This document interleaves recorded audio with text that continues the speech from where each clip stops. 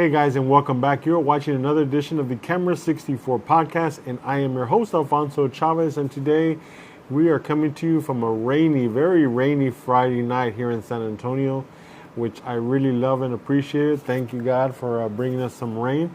But there's a couple of things that I just picked up, and I want to share with you what they are and some of the frustrations that I have been having with these items right off the bat. We're going to tell you what they are and also tell you what the purpose for me buying these new products.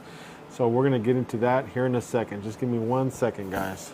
So it's great to be back. I haven't made a video in a while, guys, because there's been a lot of stuff going on. I unfortunately got sick with the 19, and it's been a horrible month for me. I spent a good week and a half being very sick with very high fever, having that nasty cough, and sometimes not being able to breathe very well. But fortunately, I got through it, and I thought that I was done after that 1 week, but no, of course not. I didn't even realize that most people after COVID have been dealing with another issue, another viral infection that you get after COVID, which causes a lot of people to have headaches, not just regular headaches. I'm talking about migraine style headaches, and if you're like me, I never suffer from migraine headaches. I very rarely get headaches for the matter of fact, and so for me they were excruciating, and I've been having them for about 2 or 3 weeks now.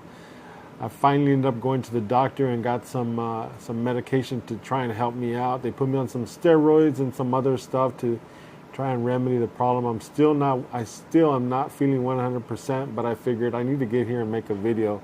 So I picked up some things, guys. I picked up a couple of items, and the reason why is because I wanted to help out my church. They currently do a stream on Facebook as well as on YouTube.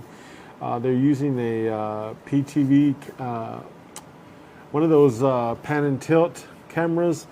And it's okay. It looks okay, but I think that we can bump up their game by adding a couple of cameras.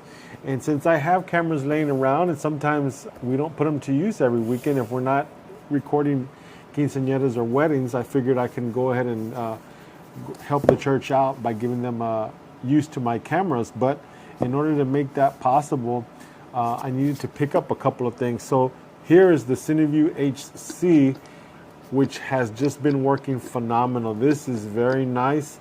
I am so happy to be adding this, not only for the church, but also for myself.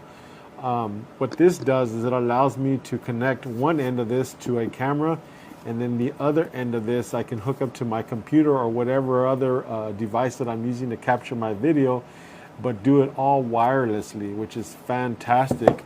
And also, now when I'm on location shooting pictures with my camera, I can also put this on the back of my camera and use I don't have it here, but I can use my iPad Air, and this will transmit to an iPad Air, which is fantastic because now I can take pictures and I can show them on the back of the camera, but it's going to take the picture that I'm seeing in the camera, and it's going to relay it to the iPad, which is going to be awesome. So the customer can hold on to that, and after I've taken a few, I can go ahead and flip through there and show them pictures of the actual session as we're going along.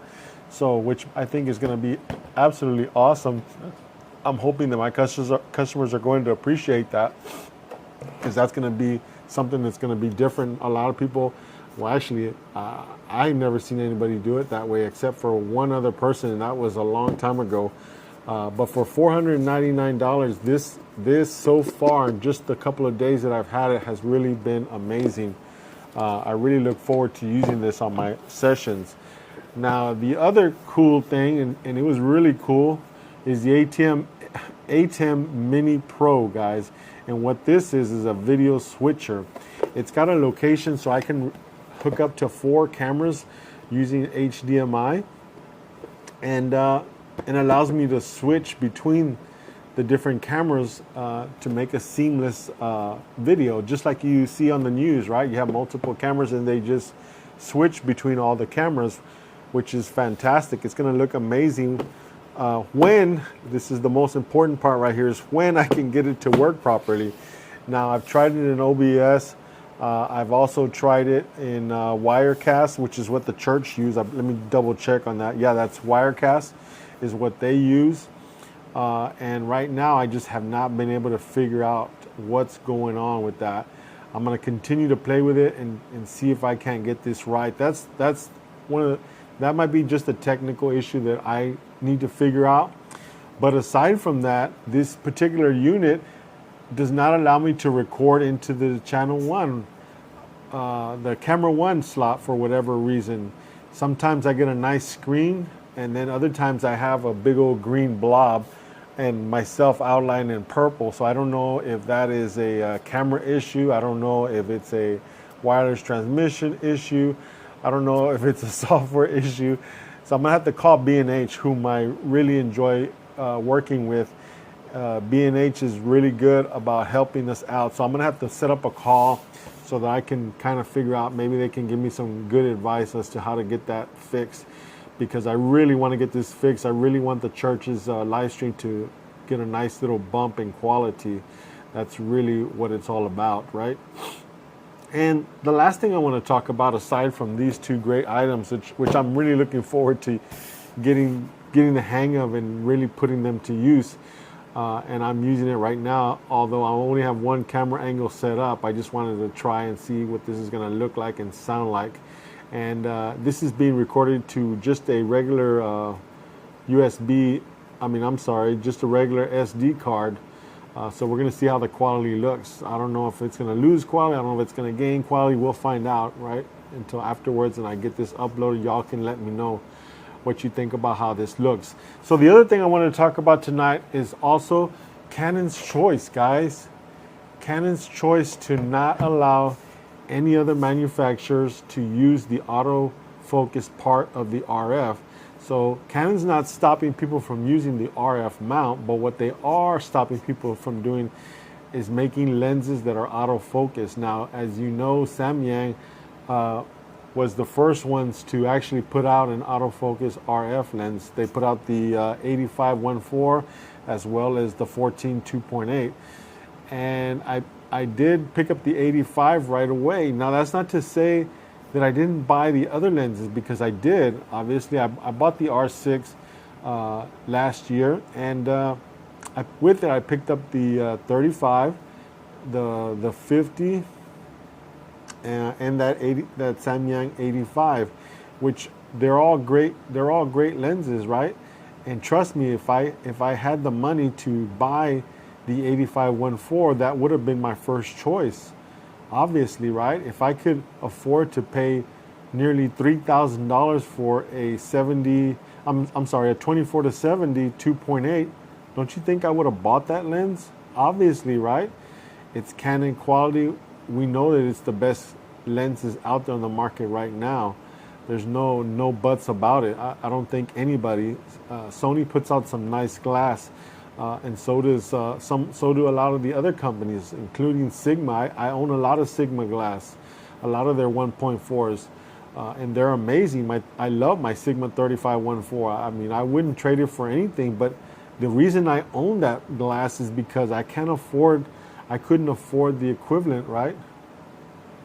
I wasn't able to afford the equivalent in the Canon version, so I had to go with something that's affordable to me. Now, that's not to say that eventually I might be able to at some point pick up that 24 to 70 2.8 from RF lens, right? And it might happen, it might not, but now I'm second guessing myself. I got to be honest.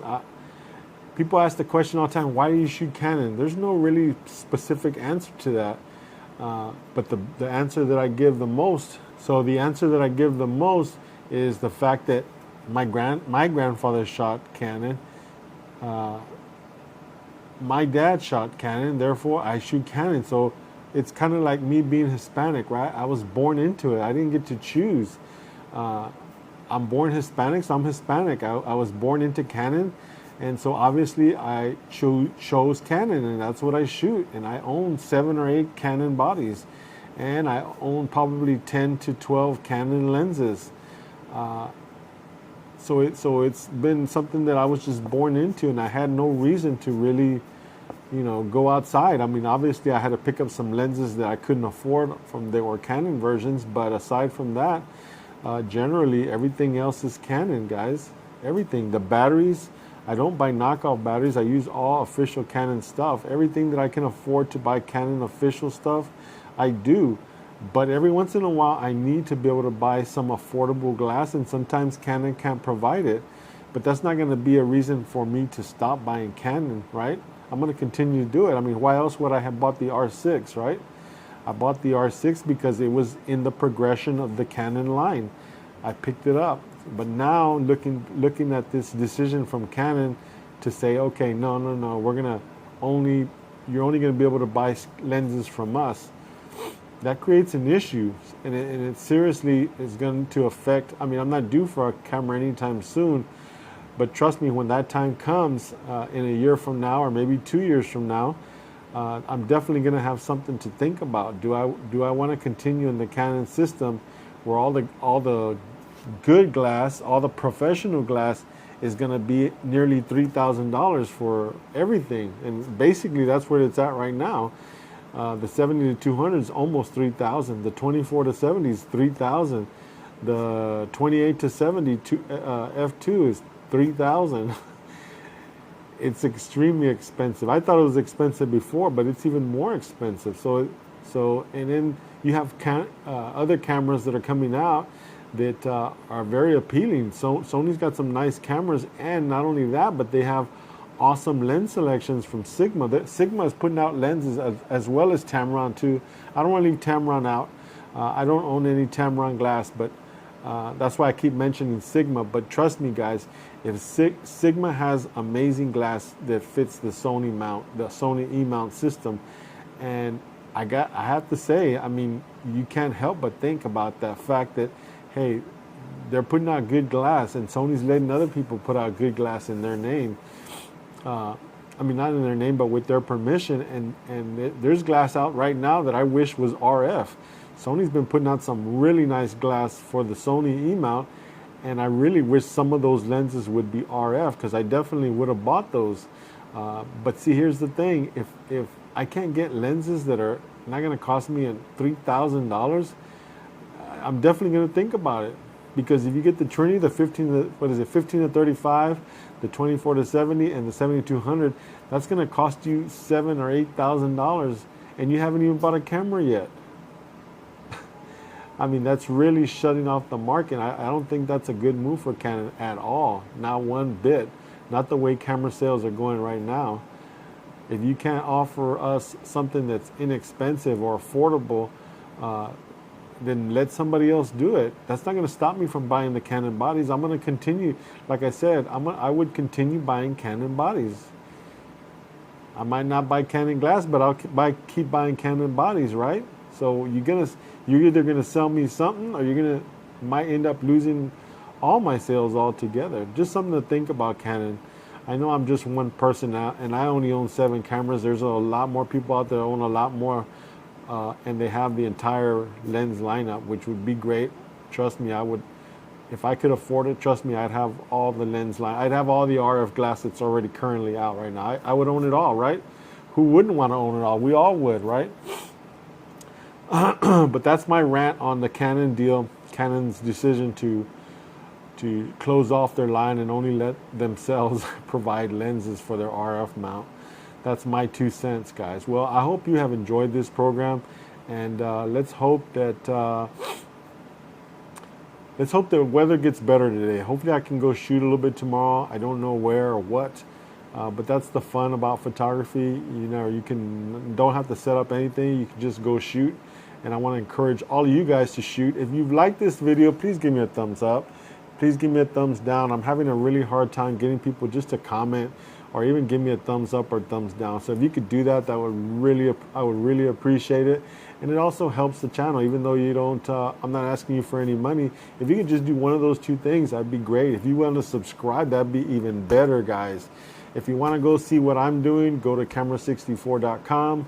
Again, that's camera64.com. You can check out what I'm doing.